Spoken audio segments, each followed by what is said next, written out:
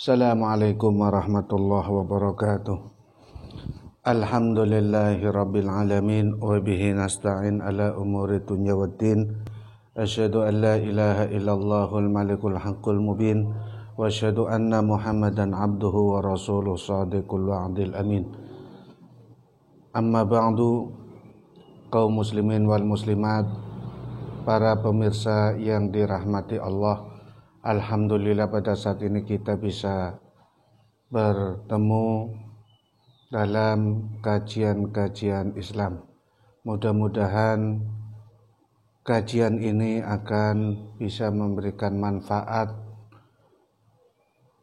baik manfaat secara keilmuan ataupun manfaat secara keimanan kepada Allah Subhanahu wa taala. Salawat salam kita sampaikan kepada Nabi Muhammad sallallahu alaihi wasallam. Pemirsa yang dirahmati Allah, kajian pada kali ini akan membahas tentang satu peristiwa yang terjadi pada diri Nabi Muhammad sallallahu alaihi wasallam, yang peristiwa itu merupakan mukjizat Nabi Muhammad sallallahu alaihi wasallam dan termasuk mukjizat yang besar yang terjadi dalam diri Nabi Muhammad sallallahu alaihi wasallam setelah mukjizat Al-Qur'an. Peristiwa itu yaitu Isra Mi'raj Nabi Muhammad, yaitu perjalanan dari Masjidil Haram Mekah menuju ke Masjidil Aqsa Palestina, kemudian naik menuju ke Sidratil Muntaha. Ada beberapa hikmah yang terkandung dalam peristiwa Isra Mi'raj Nabi Muhammad sallallahu alaihi wasallam. Tapi kali ini saya mengambil satu hikmah dari peristiwa Isra Mi'raj, yaitu hikmah tarqiyah imaniyah, peningkatan keimanan, keyakinan kepada Allah Subhanahu wa taala. Dan peristiwa Isra Mi'raj ini ternyata mengandung beberapa keimanan.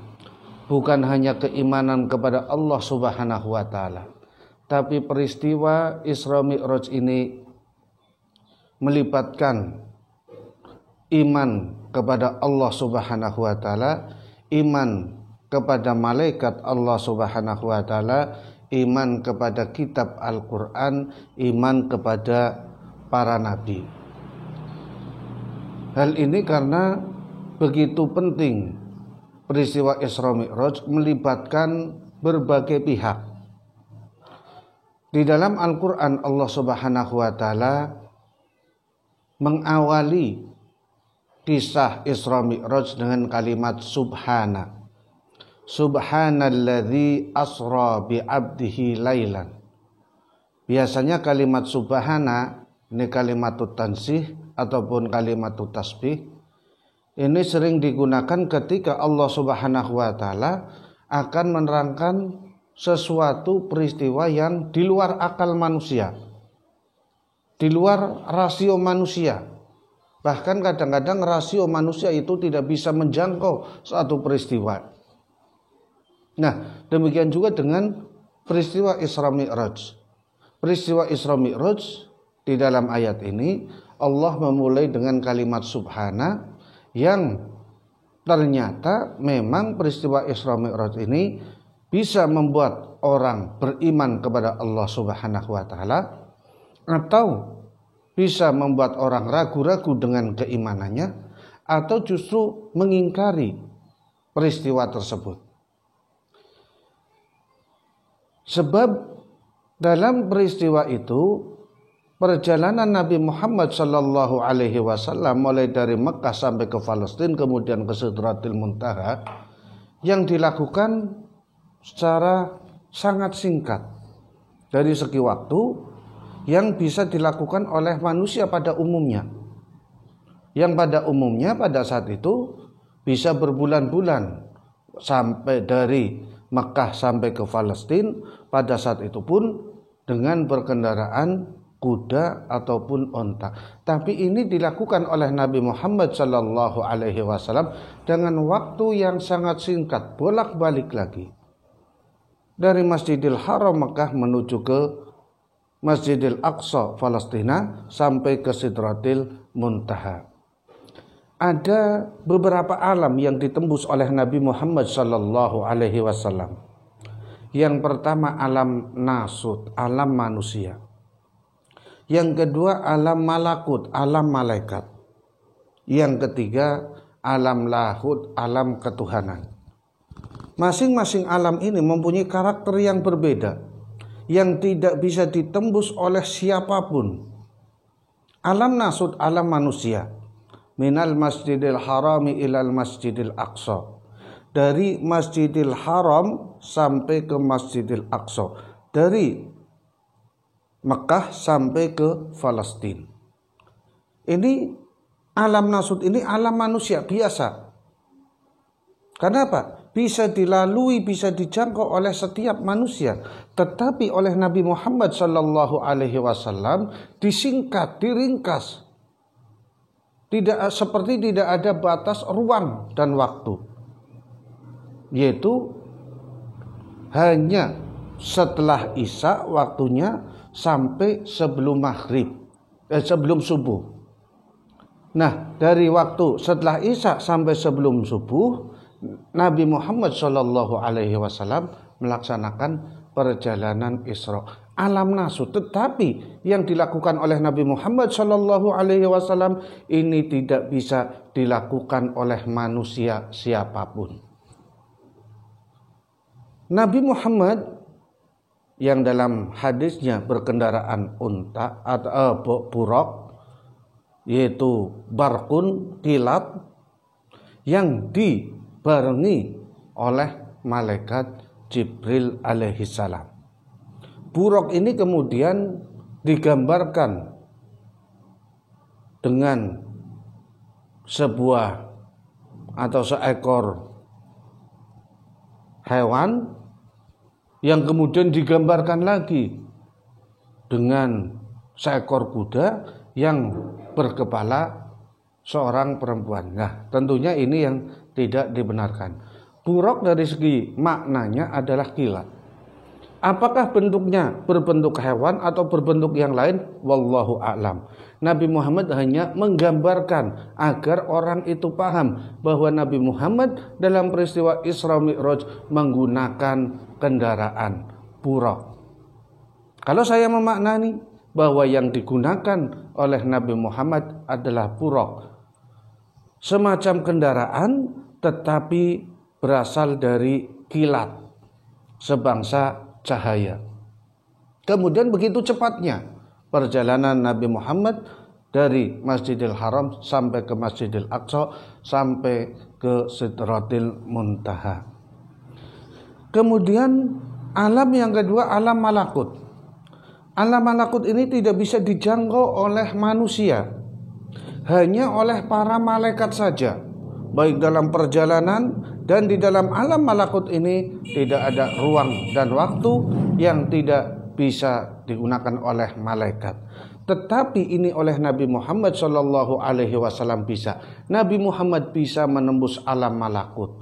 Bahkan Nabi Muhammad bisa berkomunikasi. Nabi Muhammad bisa berdiskusi dengan para malaikat. Termasuk kepada ketemu dengan roh-roh dari para nabi terdahulu.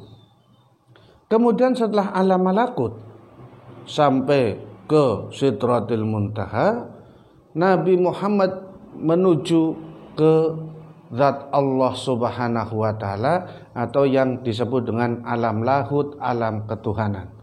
Dalam alam ketuhanan ini tidak bisa dijangkau oleh siapapun. Jangankan oleh manusia, malaikat pun tidak bisa. Malaikat Jibril tidak bisa berhadapan dengan Allah Subhanahu wa taala. Tapi pada peristiwa Isra Mi'raj, Nabi Muhammad sallallahu alaihi wasallam bisa berhadapan. Malaikat tidak bisa. Ini yang disebut dengan alam lahut. Nah, dari peristiwa ini sebenarnya kaitannya bukan dengan akal manusia, tapi sudah dengan keimanan, keyakinan kita kepada Allah Subhanahu wa taala, kepada Nabi Muhammad sallallahu alaihi wasallam. Walaupun ketika diakal-akalkan, dirasionalkan, peristiwa Isra Mi'raj ini bisa terjadi. Sebagai satu contoh misalkan, ada seekor semut yang nempel ke dalam baju seseorang. Kemudian orang itu naik mobil dari Tegal sampai ke Jakarta. Dalam hitungan waktu jam, 4 jam atau 5 jam dari Tegal sampai ke Jakarta. Semut itu nempel di baju itu dipakai oleh orang itu memakai mobil sampai ke Jakarta hanya waktu 4 jam. Kemudian semut itu bertemu dengan semut Jakarta, cerita bahwa saya dari Tegal, saya melakukan perjalanan tadi hanya 4 jam. Tentunya semut Jakarta tidak percaya, karena bagaimana melihat kondisi semut, wong saya juga semut, tentu tidak bisa menerima. Kenapa? Karena langkahnya saja sangat pelan, apalagi sampai perjalanan yang sangat jauh dari Tegal sampai ke Jakarta. Tetapi kalau semut itu bercerita bahwa saya adalah nempel di baju, kemudian baju itu dipakai oleh orang, kemudian orang itu naik mobil, tentu dia akan percaya. Demikian juga dengan Nabi Muhammad sallallahu alaihi wasallam. Nabi Muhammad sallallahu alaihi wasallam bukan karena keinginan Nabi Muhammad sallallahu alaihi wasallam, tetapi ini karena keinginan dan kekuasaan Allah Subhanahu wa taala. Qudrah iradah Allah. Qudrah adalah kemampuan Allah, iradah adalah keinginan Allah Subhanahu wa taala. Isra Mi'raj adalah qudrah iradah, kemampuan, kekuatan, kekuasaan, kehebatan Allah Subhanahu wa taala dan keinginan Allah Subhanahu wa taala. Saya kembali kepada peristiwa Isra Mi'raj ini yang menjadikan orang itu tambah beriman kepada Allah Subhanahu wa taala atau justru mengingkari. Ketika Nabi Muhammad sallallahu alaihi wasallam pulang dari perjalanan Isra Mi'raj, kemudian Nabi Muhammad bertemu dengan sahabat Abu Bakar dan sahabat-sahabat yang lain. Kemudian memerintahkan kepada sahabat Abu Bakar untuk mengumpulkan masyarakat Quraisy pada saat itu. Setelah masyarakat Quraisy berkumpul, kemudian Nabi percaya. Nabi bercerita, saya tadi telah melaksanakan perjalanan Isra Mi'raj dari Mekah ke Palestina, dari Palestina ke Sidratil Muntaha, mendapatkan kewajiban sholat 5 waktu, kemudian turun lagi. Kemudian orang-orang masyarakat di sekitarnya ada yang bingung, ada yang tidak percaya, ada yang percaya. Yang percaya diwakili oleh sahabat Abu Bakar. Sahabat Abu Bakar mengatakan, saya percaya kepada engkau telah melaksanakan perjalanan Isra Mi'raj Nabi Muhammad sallallahu alaihi wasallam. Abu Jahal, Abu Lahab menolak peristiwa itu karena tidak mungkin dilakukan oleh manusia dalam waktu yang sangat singkat. Peristiwa pada zaman Nabi Muhammad SAW pun bisa terulang pada saat ini. Ada yang dengan peristiwa Isra Mi'raj tambah iman kepada Allah Subhanahu wa taala. Ada yang dengan peristiwa Isra Mi'raj itu justru tambah ingkar kepada Allah Subhanahu wa taala. Tetapi hakikatnya peristiwa Isra Mi'raj adalah peristiwa keimanan untuk menguji kita betapa besar keimanan kita kepada Allah Subhanahu wa taala. Padahal di dalam peristiwa Isra Mi'raj Nabi Muhammad sallallahu alaihi wasallam itu mengandung beberapa keimanan. Keimanan kepada Allah jelas, karena Allah Subhanahu wa taala yang mengisra mi'rajkan Nabi, yang mempunyai qudrah iradah Allah Subhanahu wa taala untuk memperjalankan Nabi Muhammad sallallahu alaihi wasallam. Yang kedua, iman kepada para malaikat. Karena apa? Karena ketika peristiwa Isra Mi'raj itu ada malaikat Jibril, ada malaikat Mikail dan malaikat-malaikat yang lain, termasuk malaikat-malaikat yang menjaga langit-langit. Peristiwa Isra Mi'raj juga merupakan keimanan kepada para nabi. Nabi Muhammad SAW sendiri yang di Isra Mi'rajkan, kemudian Nabi Muhammad bertemu dengan para nabi terdahulu. Demikian juga Isra Mi'raj adalah keimanan kepada Al-Quran, karena Allah Subhanahu wa ta'ala menjelaskan di dalam Al-Quran, Subhanalladzi asra bi'abdihi laylam minal masjidil haram ilal masjidil aqsa alladzi barakna haulahu linuriyahu min ayatina innahu huwas sami'ul basir. Shadaqallahul adzim.